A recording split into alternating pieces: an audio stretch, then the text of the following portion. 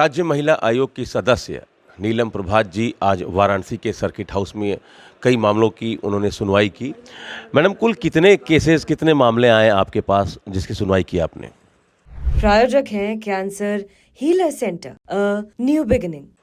मुझे आज 24 मामले आए, 24 या 27 थे, करेक्ट, बीच में भी एक दो आ गए और सब पर सुनवाई किया। सब पर आख्या मांगा है क्योंकि जांच हुए बगैर कोई निर्णय देना उचित नहीं होता।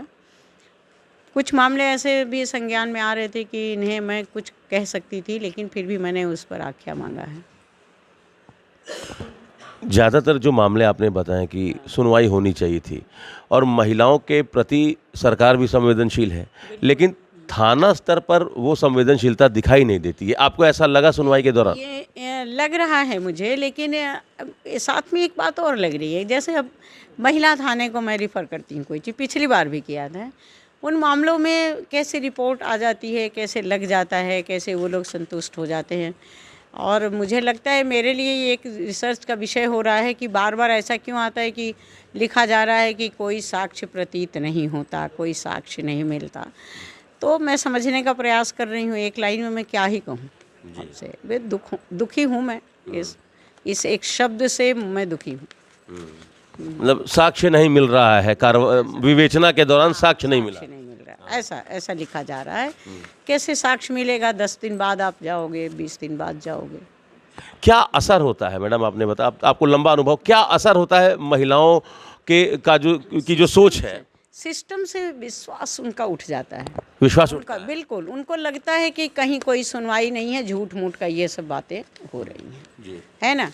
तो जब सिस्टम से विश्वास उठता है तो जानते हैं समाज में विध्वंस बहुत तेज़ से होता है।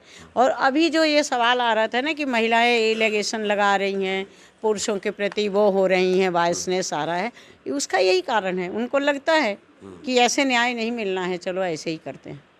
मतलब सिस्टम से हार कर महिलाएं फिर गलत रास्ते पर जा रही हैं। बिल्कुल, जो कानून उनको समझ में आता है कि इस रास्ते हम इनका नुकसान कर सकते हैं तो कर देती हैं।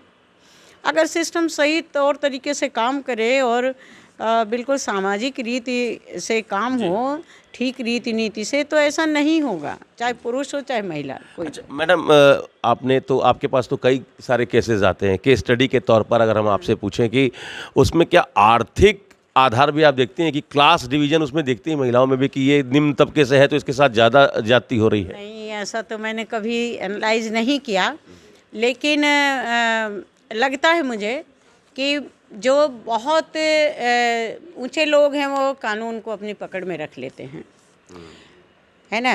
ज़्यादातर वही बहनें मेरे सामने आती हैं जो थोड़ी सी गरीब हाँ परिवार से, वो चाहे शिक्षा में गरीब हों, चाहे आर्थिक रूप से हों, सामाजिक रूप से हों, यूँ कह लीजिए कि शैक्षिक रूप से भी ऐसे।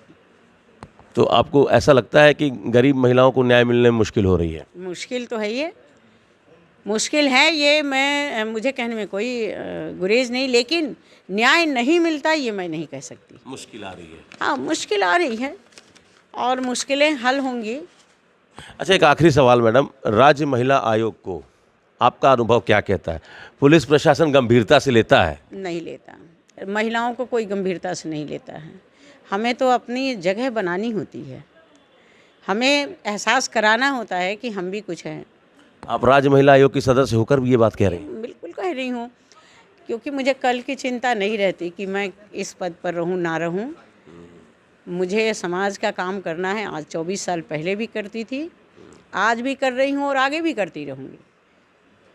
आप तलब करती हैं तो अधिकारी आते हैं कि? आते हैं, ज़रूर आते हैं। आज ही आए थे, थाना प्रभारी आए थे, जिनको मैंने बुलाया आए, बहुत सुलझे हुए ढंग से बात भी करते हैं, लेते भी हैं। इसीलिए मैंने कहा कि क्या ऐसी दिक्कत है कि उनको ये सब लिखना पड़ता है, वो मुझे समझना है और मैं समझ के रहूँगी। चलिए, तो विवेचना के दौरान साक्ष्य नहीं मिला, इस चीज़ को महिला आयोग की सदस्य का कहना है कि वो समझना चाहती हैं और राज्य महिला आयोग को अधिकारी गंभीरता से नहीं लेते हैं, कहना है नीलम प्रभात जी का। Amit Singh, TV9 UP, Varanasi. प्रायोजक हैं cancer healer centre a new beginning.